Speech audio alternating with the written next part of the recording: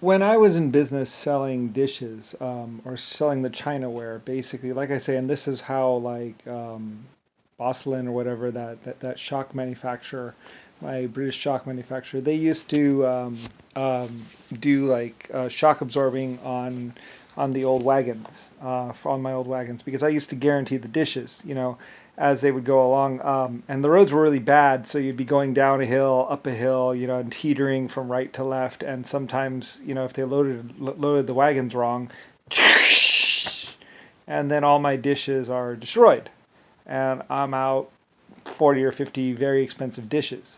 So, and I was guaranteeing my dishes to the store. So people would order from one of my factories, and then I'd pay guards to guard the dishes and guard the fine glassware and pack it in sawdust. I think they used sawdust back then. They would pack things in sawdust, and so they would be shipped in crates, and they'd be making their way. Like the Queen of England ordered a bunch of stuff, and a bunch of other people, other rich people or other well-off people ordered a bunch of stuff from all my companies, my factories. So we'd guarantee it to their store, to their place, and then past that, Indians could basically raid it, and I wouldn't care. It's like, well, we already got our money, so what happens at the store after we leave isn't our problem. So basically, the wagons had to be nice, and that they couldn't rock and roll too much, and fall down and all that. And the packing material had to be just right, sawdust. So we would pack, because some of the fine glassware, it's fine glassware, and it's like, people, you go to a shipping yard and they drop it or something like that. And we also did testing, to pack it and then put it in the thing and say, okay, don't drop it from 5 feet or 10 feet. Okay, did it survive? Yes, okay, check. Okay, that works. So we did some product testing and stuff like that, and this is how eventually, I get into the packing department and all that other stuff.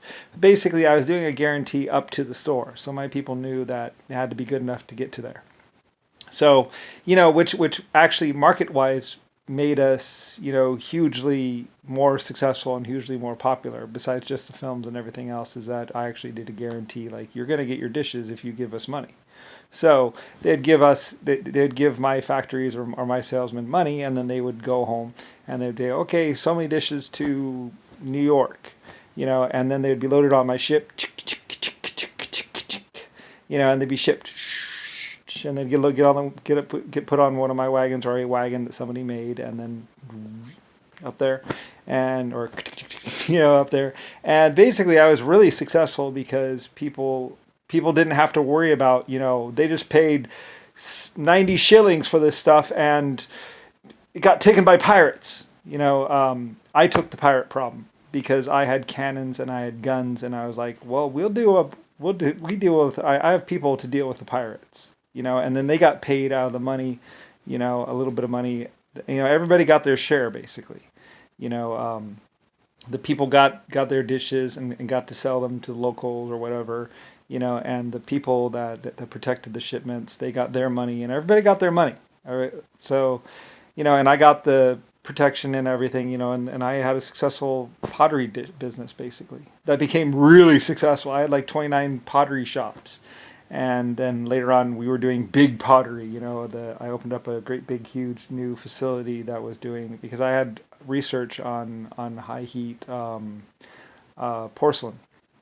And then later on, we built a new factory, and we were doing really well there. Yeah, I had money like crazy. So anyway, yeah, I invented the idea of money. It's not the gold that mattered; it was just the usefulness. You could almost just print 50 on a gold on a coin, and that later on we did that with like the real money. I mean, this might be worth whatever, but in every just the idea of money and this being a penny, well, you know, and then once everyone gets into agreement on something like that, I invented that idea, then because I started doing the gold currency, whatever, or metal currency, basically, iron currency and then metal currency, and I swapped it around.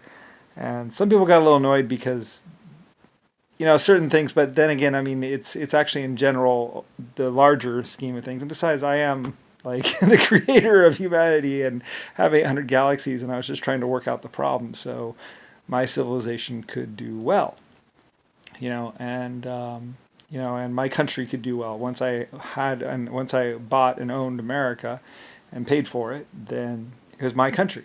So I got to invent for it and got to do everything, and it's my land of the free and the safe and the happy.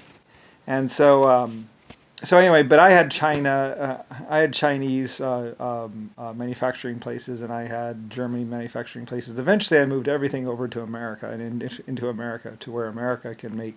It's a big enough country. But when I was in Europe, though, I was doing Europe, and I was, working my way up on the market and stuff, and inventing and doing all this stuff, and then finally, I got to such a point, and Black Africa was being a problem. So I was like, all right, that's it. I'm just moving to America. We can secure it better. It's better, and even my German military people were like, yeah, it's better over there. We can protect that. We can secure that. Over here it's just too big. There's too much space, too much possibility for them to overrun us. So in America we could, lock down from sea to shining sea, and then, we're isolated, we're separated. We have the cold above us. We have the other part below us, and, it's a much more defendable position than one big, huge continent. I was pretty big over there, though. I did a lot of stuff over there, and I kept the peace and kept it safe and everything else like that. But then when Africa was just like, I was like, all right, I'm out of here. I'm done with this. I'm not going to continue just killing people as they run at us. That doesn't make sense. So we moved our operations over to America. I bought it, I named it, and it was mine. So then, I was able to go back over to Europe, I believe, and send my cowboys, my other people over there to protect over there and to keep it safe. Because I care about the Germans, and I care about the Irish, and like I said, Belfast, I built it. It was my old spot. I couldn't just let Irish starve. And Irish are in America too. I love the Irish. They went to Mexico for me. They backed me. They supported me. They've been with me for like 2,000 years or something. So I couldn't just let their cities get overrun.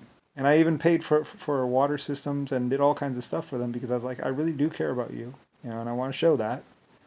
I know I'm the creator of 800 galaxies, but I'm also a great leader and a great creator, and you can have your faith in me. So, and they did. So, like they say, we've been through thick and thin together. So anyway, and dealing with different things and all this and that kind of stuff, and Roosevelt was a real big problem. Like I said, that's the same Roosevelt that the China is like, President Roosevelt's dead, because like it was JFK or somebody was just being psycho and attacking like crazy, and it wasn't me. But I am Europe and I am America. So I have operations in both, but mostly America is mine because I named it and I bought it. But Germany and everywhere else, I also named some of them, but that's more disputed territory. I know I built over there, and I built it, and I led those people, but America was like, all right, this is mine. That's it. Actually, I did that a lot. Whenever I'd move into someplace, I'd be like, all right, this is mine. I'm naming it. That's it.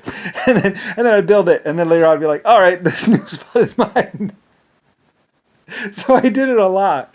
And then when I finally came to America, I was like, all right, America, this is mine. I'm naming it. It's going to be mine. I'm going to have my own fleet. I'm going to have my own army. I'm going to have my own everything. Lucifer, White Star, America. And so, and I was able to ship my dishes in and ship all the stuff from all my different places. And America did really well. People, all my Americans, I think, were really happy. It was really good, except for like JFK and Nixon, which is psychotic and created this great big problem, and a few other people that were a problem, but anyway though, but yeah, that's why I know so much about all the old stuff that happened in Germany and stuff, the old gliders and stuff like that.